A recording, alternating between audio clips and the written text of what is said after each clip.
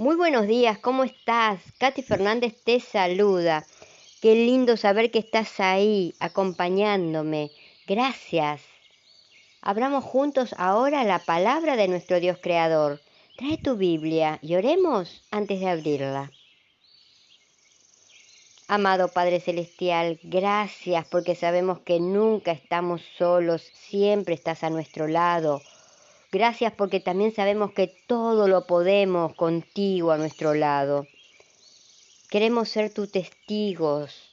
Danos tu poder.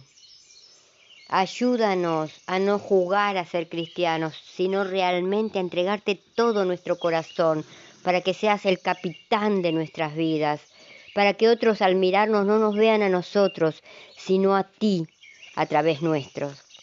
Y ahora, Padre, que el mismo Espíritu que inspiró a los profetas nos ilumine para poder entender lo que hoy querés que aprendamos. En el nombre de Jesús lo pedimos. Te amamos, Padre. Amén. La lección de Escuela Sabática para el lunes 3 de septiembre lleva por título Éfeso, segunda parte. En Éfeso, Pablo continúa con su práctica de predicar primeramente en las sinagogas. Cuando se desató la oposición, él y los nuevos creyentes se trasladaron a la sala de conferencia de un tal Tiranno, donde Pablo predicó diariamente durante 2 años. El resumen que hace Lucas del ministerio de Pablo en Éfeso es que toda la provincia fue intensamente evangelizada.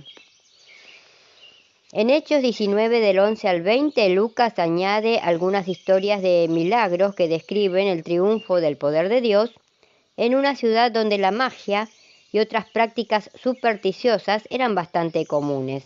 No cabe duda de que Dios podía sanar a través de Pablo, pero el hecho de que hasta los pañuelos y los delantales que el apóstol había tocado tenían poder sanador, quizá le resulte extraño a algunos, porque esto guarda similitudes con la curación de la mujer con hemorragias por parte de Jesús. La historia está en Lucas 8:44. Las creencias supersticiosas de Éfeso quizás hicieron que Dios realizara milagros extraordinarios, como dice Lucas. Quizás este sea un ejemplo de que Dios satisface las necesidades del pueblo según su nivel de entendimiento.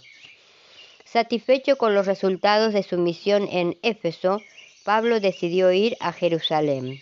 Lucas no explica la razón de este viaje, pero sabemos que por los escritos de Pablo que deseaba entregar los fondos que había recaudado para aliviar la pobreza de la iglesia de Jerusalén. La formación de un fondo de bienes en común en los primeros años y una terrible hambruna en los días de Claudio empobreció a los creyentes de Judea, y Pablo vio en su pedido de ayuda una oportunidad para fortalecer su confianza en su apostolado y en la unidad de una iglesia que ahora era transcultural a pesar de conocer los riesgos a los que se exponía. Te invito ahora a que me acompañes en la lectura de Hechos, capítulo 19, vamos a leer del versículo 23 al 41, mientras pensamos cuál fue la verdadera razón de la oposición que afrontó Pablo, que se desató en Éfeso al final de su estadía allí. Hechos 19, 23 al 41. Hubo por aquel tiempo un disturbio no pequeño acerca del camino, porque un platero llamado Demetrio, que hacía de plata templecillos de Diana, daba no poca ganancia a los artífices, a los cuales, reunidos con los obreros del mismo oficio, dijo: varones, sabéis que de este oficio obtenemos nuestra riqueza, pero veis y oís que este Pablo, no solamente en Éfeso, sino en casi toda Asia, ha apartado a mucha gente con persecución, diciendo que no son dioses los que se hacen con las manos. Y no solamente hay peligro de que este nuevo negocio venga a desacreditarse, sino también que el templo de la gran diosa Diana sea estimado en nada y comience a ser destruida la majestad de aquella a quien venera toda Asia y el mundo entero. Cuando oyeron estas cosas se llenaron de ira y gritaron diciendo: Grande es Diana de los Efesios. Y la ciudad se llenó de confusión, y a una se lanzaron al teatro, arrebatando a Gayo y a Aristarco, macedonios, compañeros de Pablo. Y queriendo Pablo salir del pueblo, los discípulos no le dejaron. También algunas de las autoridades de Asia, que eran sus amigos, le enviaron recado, rogándole que no se presentase en el teatro. Unos pues gritaban una cosa y otros otra, pero la concurrencia estaba confusa y las más no sabían por qué se habían reunido. Y sacaron de entre la multitud a Alejandro, empujándole los judíos. Entonces Alejandro, pedido silencio con la mano, quería hablar en su defensa ante el pueblo. Pero cuando le conocieron que era judío, todos a una voz gritaron casi por 2 horas: Grande es Diana de los Efesios. Entonces el escribano, cuando había apaciguado a la multitud, dijo: Varones efesios, ¿y quién es el hombre que no sabe que la ciudad de los Efesios es guardiana del templo de la gran diosa Diana y de la imagen venida de Júpiter? Puesto que esto no puede contradecirse, es necesario que os apaciguéis y que nada hagáis precipitadamente, porque habéis traído a estos hombres sin ser sacrílegos ni blasfemadores de nuestra diosa, que si Demetrio y los artífices que están con él tienen pleito contra alguno, audiencias se conceden y procónsules hay. Acúsense los unos a los otros. Y si demandáis alguna otra cosa, en legítima asamblea se puede decidir, porque peligro hay de que seamos acusados de sedición por esto de hoy, no habiendo ninguna causa por la cual podamos dar razón de este concurso. Y habiendo dicho esto, despidió a la asamblea. La oposición tenía que ver con la adoración pagana, que se vio seriamente amenazada por el ministerio de Pablo. La verdadera motivación de Demetrio evidentemente era económica, pero pudo convertirse en un problema religioso porque el templo de Artemisa o Diana, considerado una de las 7 maravillas del mundo antiguo, estaba situado en Éfeso. Leamos ahora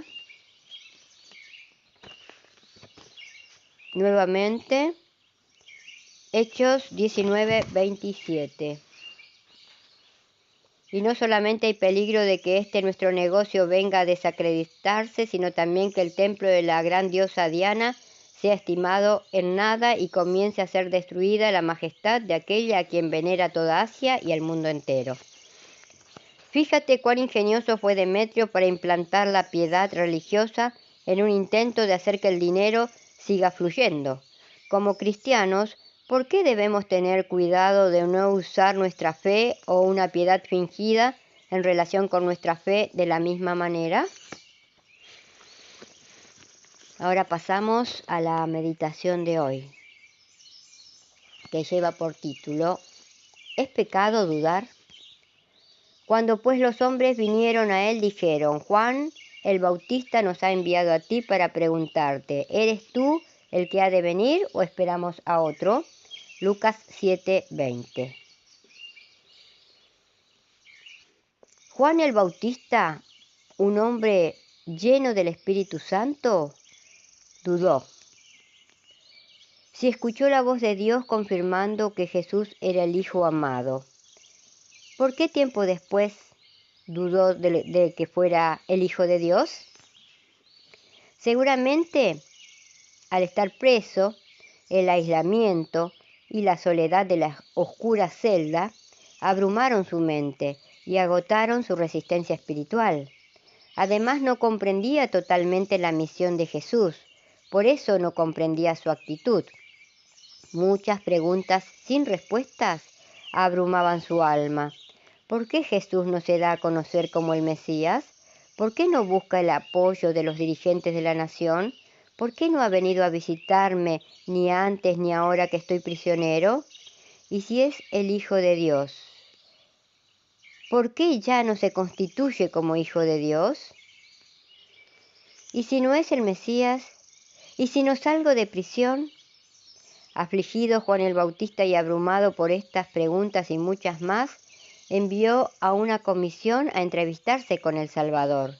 La pregunta que debían hacerle era: ¿eres tú el que ha de venir o debemos esperar a otro? La duda no es pecado. ¿Qué hace un cristiano cuando está preocupado, cuando no sabe qué camino tomar o cuando entra en duda?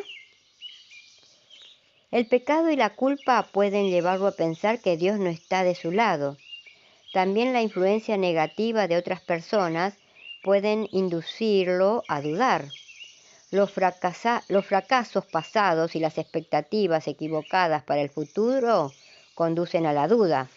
Pero la razón principal por la cual muchos cristianos dudan es porque no tienen un conocimiento experimental de Dios con su palabra, con Él mismo. O sea, no tienen una relación íntima y profunda con el Dios creador. No lo conocen, han leído de Él, pero no han convivido con Él. Para vencer la duda y ser fuertes y valientes, los cristianos deben llevar grabadas en lo más profundo de su corazón y de su mente las verdades eternas de la palabra de Dios, que es la carta de amor de Dios para sus hijos. Esto significa mucho más que una lectura casual de la Biblia. Significa leerla, estudiarla con pasión y con amor, escudriñarla y reflexionar en su significado. Es preguntarle a nuestro Padre Celestial: Padre, ¿qué me dices personalmente en este pasaje a mí? Muéstrame lo que quieres enseñarme. Ayúdame a encontrar las palabras escondidas, el secreto de este pasaje. Muéstrame cómo aplicarlas en mi vida hoy. Que en este nuevo día que tenemos por delante podamos recordar que necesitamos leer la carta de amor de nuestro Dios vivo. Recordemos que en oración al Señor que nos ayude a vencer cualquier sombra de duda. Pidámosle: Señor, quítame la duda, ven en auxilio de mi incredulidad. Ayúdame a crecer en mi relación contigo. Sé que tú estás dispuesto, ayúdame a mí a estar dispuesta a entregarte todo mi corazón. Tómame, Señor. Creamos que nuestro Dios vivo, que nuestro Dios todopoderoso, que nuestro Dios creador dirige, y si se lo permitimos, nuestra vida, nuestros pasos, nuestros caminos. Creamos que al final, si seguimos siempre tomado de su brazo, el final será la vida eterna y vivir por la eternidad con todos nuestros amados y principalmente con nuestro Dios vivo. Y recordemos hoy también: si nuestras palabras no ayudan, no confortan, no hacen bien o no alegran, que nuestro Dios Todopoderoso nos libre de pronunciarlas. Que tengas un muy bendecido día. Te invito para que mañana volvamos a encontrarnos, si Dios quiere. Y gracias, de verdad, muchas gracias, porque estás ahí acompañándome.